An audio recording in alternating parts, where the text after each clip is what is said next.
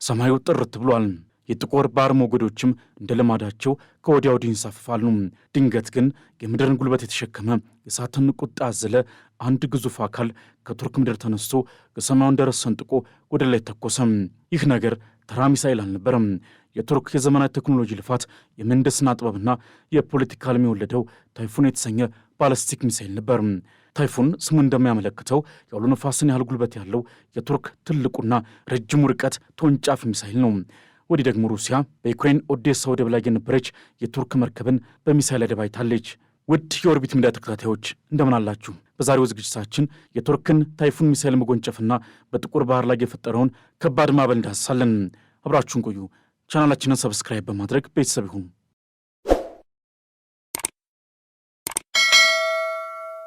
ዛሬ ዓለም ትንፋሿን ውጣ ወደምትከታተለውና በየሰዓቱ አዳዲስ ክስተቶች ወደሚስተናገዱባት ወደ ጥቁር ባህር አካባቢ ይዣችሁ እጓዛሉ።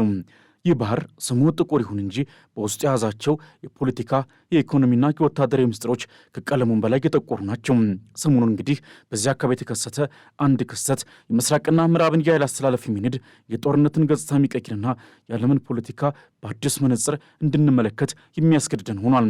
ነገሩ እንዲህ ነው። ይህ የሚሳኤል ሙከራ ተራ ነገር አልነበረም። በጥቁር ባህር ማዶ የተቀመጠለትን ኢላማ የዓይንን ያህል እንኳን ሳይስት በከፍተኛ ትክክለኛነት መጥቶ አሳይቷል። ይህ ክስተት አንካራ ለመላው ዓለም የላከችው አንድ ግልጽና ያልተለወጠ መልእክት ነበር። እኛም እዚህ ያለን የራሳችንን ሰማይ በገዛ እጃችን የመጠበቅ ዓላማችንን ገንብተናል የሚል የሉዓላዊነት ነጋሪት ጉሰማ።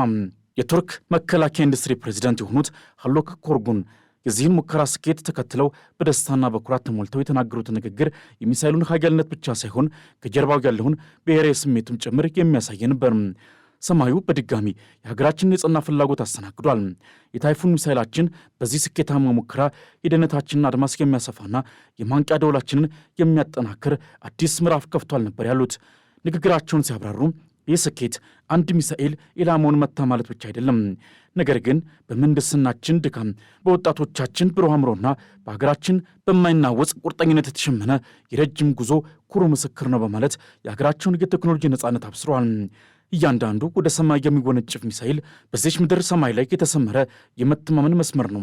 እያንዳንዱ ኢላማውን ሲመታ የሚሰማው ድምፅ ደግሞ ቱርክ የራሷን ሰማይ በገዛ እጇ እንደምትጠብቅ የሚያውጅ የቁርጠኝነት ድምፅ ነው በማለት በስነ ጽሑፋዊ ቋንቋ የኩራታቸውን ስሜት ገልጸዋል።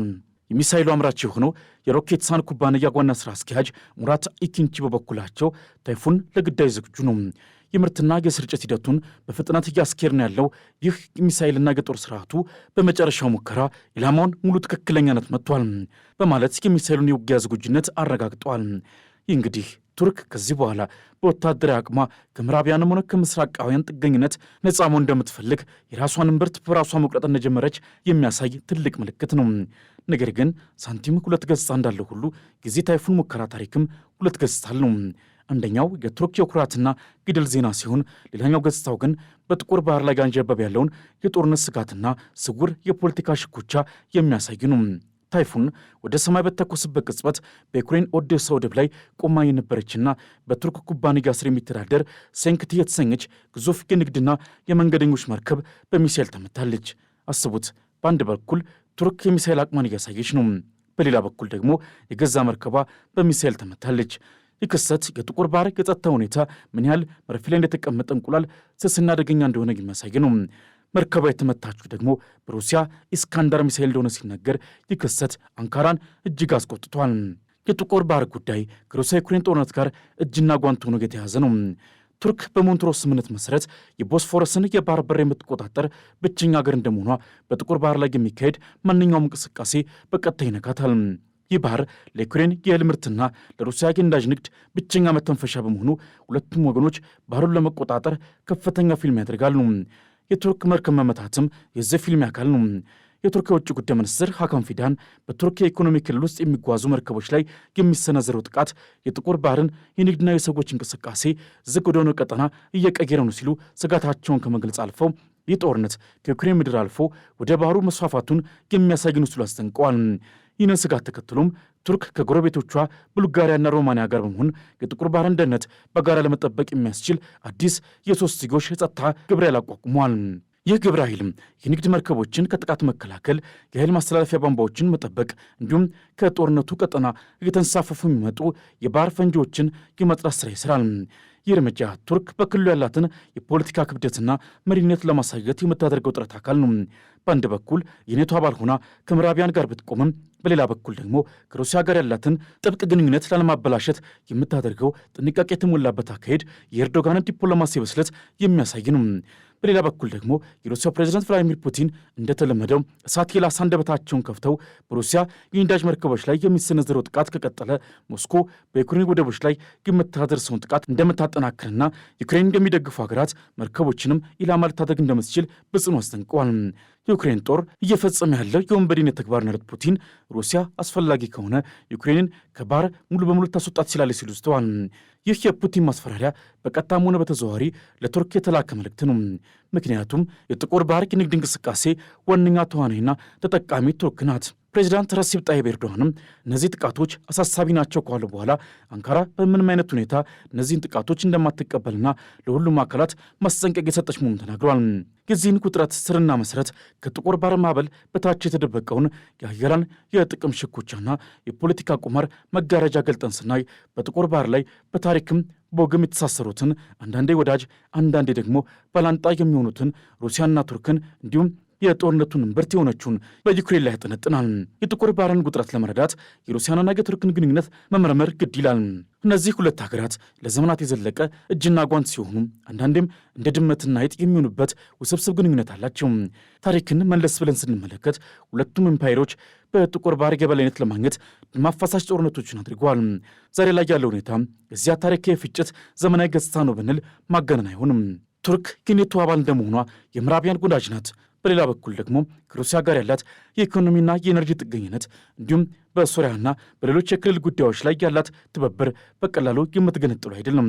ይህ በሁለት ጀልባ የመቅዘፍ ዲፕሎማሲ አካሄድ የፕሬዚዳንት ኤርዶዋንን የውጭ ፖሊሲ ለየት ያደርገዋል። የሩሲያ ዩክሬን ጦርነት ሲቀሰቀስ የቱርክ አቋም ይህንኑ ውስብስብ ግንኙነት በግልጽ የሚያሳይ ነበር። ጦርነቱን እያወገዘች ለዩክሬን የጦር ድሮኖችን እየሸጠች፣ በሌላ በኩል ደግሞ በሩሲያ ላይ የተጣለውን ማዕቀብ ሳትቀበል ቀርታለች። ከሁሉም በላይ ደግሞ ሁለቱን ተፋላሚ ሀገራት በማደራደር የዓለምን የምግብ ቀውስ ሊያባበስ ይችል የነበረውን የዩክሬን እህል ወደብ መዘጋት የጥቁር ባህር የእህል ስምምነት በሚል ስኬታማ ዲፕሎማሲ እንዲከፈት አስችላለች። ይህ ስምምነት ቱርክ በክልሉ ውስጥ ያላትን ሰላም አስከባሪና አደራዳሪነት ሚና ያሳየ ሲሆን የኤርዶዋን የፖለቲካ ክብርም ከፍ አድርጎታል። ነገር ግን ጊዜ የሰጠው ቅል ድንጋይ ይሰብራል እንደሚባለው ይህ ስምምነት ዘላቂ ሊሆን አልቻለም። ሩሲያ በራሷ የእህልና የማዳበሪያ ምርቶች ላይ ጣለው ማዕቀብ እስካልተነሳ ድረስ ስምምነቱን እንደማታድስ በማስታወቅ ከስምምነቱ በይፋ ወጥታለች። ይህ የሩሲያ ውሳኔ ጥቁር ባህርን እንደገና ወደ ጦርነት ቀጠና እየቀየረው ሲሆን የቱርኩን ዲፕሎማሲ ጥረትም በእጅጉ ጎድቶታል። ፕሬዚዳንት ፑቲን ስምምነቱ እንዲቀጥል ለመነጋገር ዝግጁ መሆናቸውን ቢገልጹም የሩሲያ ዋነኛ ፍላጎት የምዕራቢያንን ማዕቀብ ማላላት በመሆኑ ድርድሩ አሁንም የውሃ ሽታ ሆኖ ቀርቷል። የሩሲያ ከስምምነቱ መውጣት በዩክሬን ወደቦች ላይ የሚደረገውን ጥቃት እንዲያጠናክርና የንግድ መርከቦችን ሳይቀር ኢላማ እንድታደርግ በር ከፍቶላታል። በዚህ ሁሉ ትርምስ ውስጥ የዩክሬን ሚና ደግሞ ቀላል የሚባል አይደለም። ዩክሬን የባህር ኃይሏ ከሩሲያ ጋር ሲነጻጸር እዚህ ግባ የሚባል ባይሆንም ትንሽ ድንጋይ ትልቅ ራስ ሰብራለች እንዲሉ አዳዲስ የጦርነት ስልቶችን በመጠቀም የሩሲያን የባህር ኃይል ክፉኛ እየጎዳች ትገኛለች። በተለይም ሰው አልባ የባህር ድሮኖችን ወይም ናቫል ድሮንስ በመጠቀም የሩሲያን ግዙፍ የጦር መርከቦችንና የባህር ኃይል ሰፈሮችን በማጥቃት ከፍተኛ ጉዳት እያደረሰች ነው። ይህ አዲስ የውጊያ ስልት የሩሲያን የጥቁር ባህር የበላይነት በእጅጉ የተገዳደረ ሲሆን ኪየቭ በቀላሉ እጅ እንደማትሰጥ ያሳየም ሆኗል። ሩሲያ የጦር መርከቦች ላይ የሚደርሰውን ጥቃት ተከትሎ የሲቪል ወደቦችና የእህል ማከማቻዎችን ሳይቀር በከፍተኛ ሁኔታ እየደመሰሰች ነው። ይህ ደግሞ ጦርነቱ ከወታደራዊ ዓላማዎች አልፎ የኢኮኖሚና የሲቪል መሠረተ ልማቶችን ወደ ማውደም የተቀየረ መሆኑን ያሳያል። የጥቁር ባህር ወቅታዊ ይዞታን ስንመለከት ሶስት ዋና ዋና ተዋናዮችን ያለን። በአንድ በኩል የባህር ላይ የበላይነቷን ለማስጠበቅና የዩክሬንን የንግድ መስመር ለመዝጋት የምትፈልገው ሩሲያ አለች። በሌላ በኩል ውስን የባህር ኃይል ቢኖራትም በዘመናዊ ቴክኖሎጂና በፈጠራ የውጊያ ስልት የሩሲያን የበላይነት የምትገዳደረው ዩክሬን ትገኛለች። በሁለቱ መካከል ደግሞ የራሷን የክልላዊ ሀያልነት ህልም እውን ለማድረግ የንግድና የጸጥታ ጥቅሟን ለማስከበር እንዲሁም በሁለቱ ተፋላሚዎች መካከል ያለውን ግንኙነት እንደ ፖለቲካ ካርታ እየመዘች የምትጫወተው ቱርክ አለች። የቱርክ ታይፉን ሚሳኤል ሙከራም እዚህ ጨዋታ አንዱ አካል ነው። አንካራ ለሞስኮም ሆነ ለዋሽንግተን እኔም የራሴ አቅም አለኝ፣ የእናንተን ሕግ ብቻ ተከትዬ አልጓዝም የሚል መልእክትም እያስተላለፈች ነው። ታዲያ የጥቁር ባህር ውጥረት ወዴት እያመራ ነው? አንደኛ የሩሲያ የዩክሬን ወደቦች ሙሉ በሙሉ በመቆጣጠር ሀገሪቱን ከመተንፈሻዋ ልታቋርጣት የምታደርገው ጥረት ተጠናክሮ ይቀጥላል። ሁለተኛው ዩክሬን በበኩሏ በባህር ድሮኖችና በምዕራባውያን የጦር መሳሪያ ድጋፍ የሩሲያን የባህር ኃይል ማዳከሟን ትቀጥላለች። ይህ ደግሞ ጥቁር ባህርን ለንግድ መርከቦች እጅግ አደገኛ አድርጓል።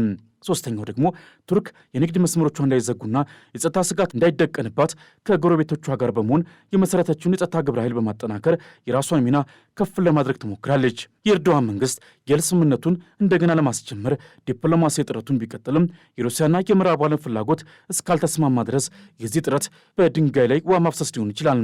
ትንታኔውን ስናጠቃልለው የጥቁር ባህር መድረክ ከምንጊዜውም በላይ የጦፈ የጂኦፖለቲካ ፍልሚያ መድረክ ሆኗል። ቱርክ ታይፉን የተሰኘውን ሚሳኤሏን በተሳካ ሁኔታ መሞክሯ በክልሉ የኃይል ሚዛን ላይ የራሷን አሻራ ለማሳረፍ መቁረጧን ያሳያል። ይህ ሚሳኤል ለቱርክ የኩራት ምንጭ ብቻ ሳይሆን ለጠላቶቿ ደግሞ የማንቂያ ደወል ነው።